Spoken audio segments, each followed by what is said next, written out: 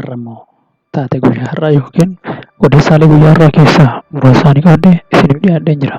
Odeessaaleen kunis maal inni yoo jettan walumaan ilaallaa jechuudha.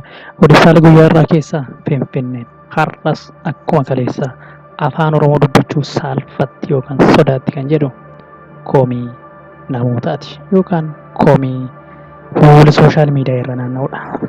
Taateen kunis maalirra dhaabateeti yoo jenne har'a akkuma beekamu guyyaa kabaja ayyaana yookiis guyyaa godambaan yookaan muuziyeemiin Adawaa 128ffaa kabajamu jedhanii odeeffamaa jira. Muuziyeemii kanarratti barreeffamoonni argaman Adawaa ድል መታሰቢያ jedhanii yookiin Adawaa Victims Memory jedhamee barreeffame. Kana keessatti Finfinneen har'as afaan Oromoo maaf lagatti maaf sodaatti moo maaltu jira kan jedhu mufii dhalootaati. Dhuguma dubbachuuf barreeffamoota kana keessatti Finfinneen kan jirtu magaalaa Finfinnee kan jirtu Oromiyaadha. Oromiyaa fi Finfinnee gargar godhanii ilaaluun yookaan afaan Oromoo fi Finfinnee kana adda baasanii ilaaluun haga yoomitti itti fufaa kan jedhu waan gaarii akkuma hojjetan wanti dogoggora seenaa keessatti nama tuqus ni jira. Dhuguma Finfinneen har'as afaan Oromoo lagatti. Kutaa kana keessatti wanti duraan ture yookaan bakkeen before picture kan jennu yookaan erga piroojeektiin kun osoo hin hojjetamin dura waan arginudha. Bakki kun bakka bishaaniin guutame ture. Haa ta'u har'a misoomeera. Misoomuun isaa qofa odoo hin taane haalli inni itti misoome yookiin dogoggora seenaa tokko qabatee misoomee kan jedhu mufii dhalootaati. Suura kanarraa akkuma arginu piroojeektichi kana fakkaata. Baay'ee miidhagaadha. Baay'ee bareedaadha. Haa ta'u qeen abbaan keessa hin jirre hin miidhagu.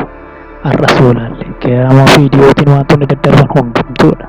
Waan Oromoof Oromiyaa fakkaatu jira laata yoo jenne siidaadhuma ajajoota waraanaa 12 keessaa salgan Oromoodha jennu sana yoo argine isaanuu kan jedhu as keessatti dogoggora seenaa tokko ni jira.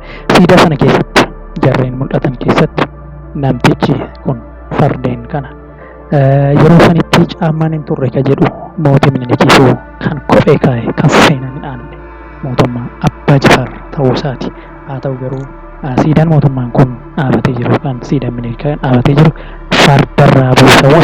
fardarraa bu'us garuu kophee keewwateeti. Ajajoonni waraanaa yeroo sanii kophee hin qaban. Maalirraa kan ka'edha laata? Wal fakkeenyi hin jiru moo isaan yeroo sana kophee hin qaban inni eessaa fide? Haa ta'u kan seenaan hin dhaalle yeroo sana kopheen akka hin turre beekuu qaba.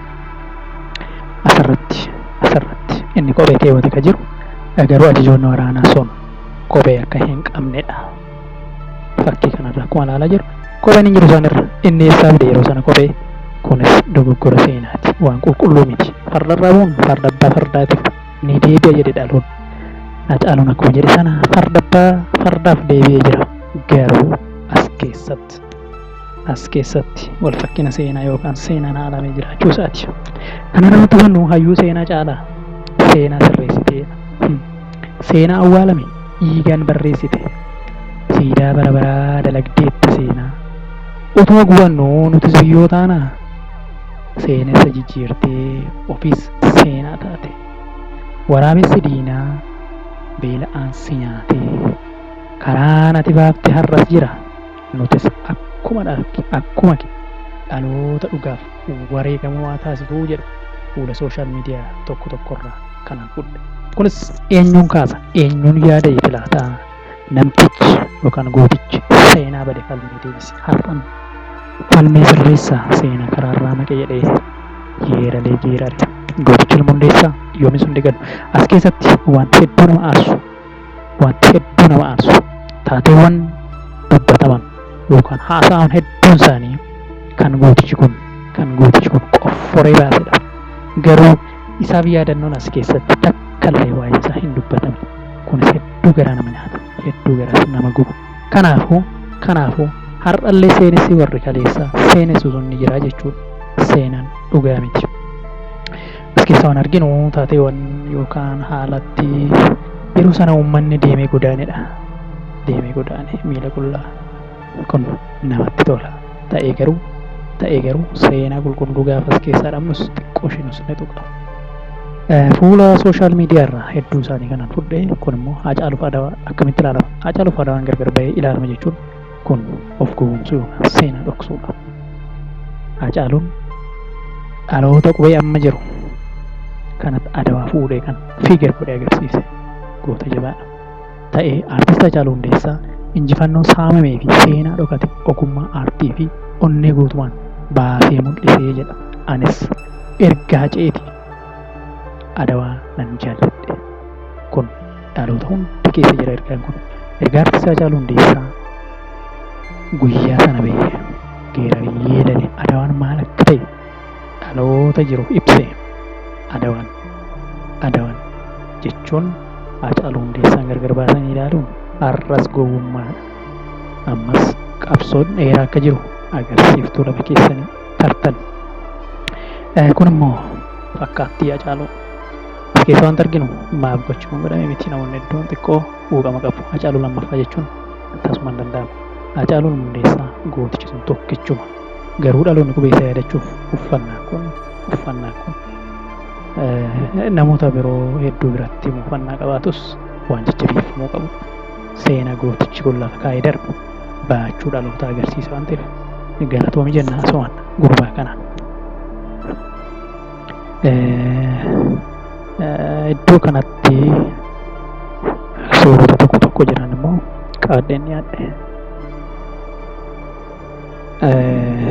Guyyaa har'aa Bishooftuu Kominikeeshin kan jedhu tokko abbootii gadaan pirezidaantii giddu galeessa Itoophiyaatiin pirezidaantii Indaashaa'u Xaasootiin pirezidaantii Araarsoo Xaasoo jechuun maqaa moggaasan jedha. As keessatti abbaan gadaa gaafa maqaa moggaasuu maalirra dhaabateeti kan jedhu ilaaluu danda'u qaba. Gama seeraatiin callisanii maqaa namaa kana jijjiiruun kun ni danda'amaa eega jedhus gaaffii baay'ee gaariidha. Abbaan gadaa Amaariffa dubbachuu eegales yoo jenne kunis waanuma nama ajaa'ibudha. Abbaan gadaa Amaariffaa osoo abbaa gadaa akkamiiti? Haa ta'uuti garuu gama seeraatiin callisanii maqaa namaa jijjiiruun kun fakkeessa yookaan kabaadha. Kabaan mana hin taatu jedhe Oromoon. Fakkeessaan kun yoom nurraa dhaabata yookaan dogoggorsa sobanii sobsiisuun kunis yoom dhaabata kan jedhu abbaan gadaa. Akka kanatti maqaa namaa jijjiiree sirna badhaasaa kennuun kun xiqqoo ishee fudhatama qabaadha. Abbaan gadaa pirezidaantii Jiddugala Itoophiyaatiif sirni moggaasa maqaa gaggeeffameen abbootiin gadaa tuulamaa. Araarsoo jechuun akka Oromootti pirezidaantii Araarsoo Xaasoo maal araarse laata?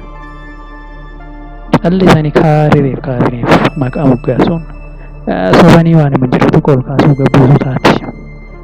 Araarsuudhaa wanti nu barbaachisu nageenya. Kanaaf Dooktar Raggasaa Tulluutiin ammoo nagaa jechuuf maqaa moggaasanii jedhu. Waanuma addaati, waanuma ajaa'ibaatti. Raggasaa Tulluu, Dooktar Raggasaa Tulluutiin har'aa maqaan isaanii moggaa'e Nagawoo jedhamee maqaa argataniiru. Mootii Gadaarra akkuma Oromoon afuuffaan madaan fayyisuu jedhe sana yeroomni qabbaneessa garuu taatee wanta kun haga kana otoo haati keessaa beeloftee dhiyeeffattu osoo uummanni rakkoo nageenyaatiin dararamaa jiru callisanii as Finfinnee magaalaa walakkaa ta'anii maqaa walii moggaasuun kun wal goomsuudha. Har'a immoo inni kabraa immoo suurota kanarraa wantoonni hubannu tapha guyyaa har'aa jiru. Tapha waancaa Afrikaa 34ffaa kan gaggeeffamu. Waancaan kun yeroo 34ffaaf gaggeeffamaa jira. Akkuma beekamu waancaa kanaaf kan darbe garee baay'ee cimaa fi taphattoota Naayijeeriyaa fi qopheessituu biyyattii Koot Divuwaaridha. Isaan keessaa eenyu mo'aa jettu namoonni hedduun akka ta'an fuula sooshaal miidiyaa kanarraa akka argaa jirrutti Naayijeeriyaadha. Maal irratti hundaa'eeti? Ga'umsa isaanii irratti hundaa'ameeti. Dabalee warri carraan dhufu Koot Divuwaaris baay'ee sodaachisuudha jedhu.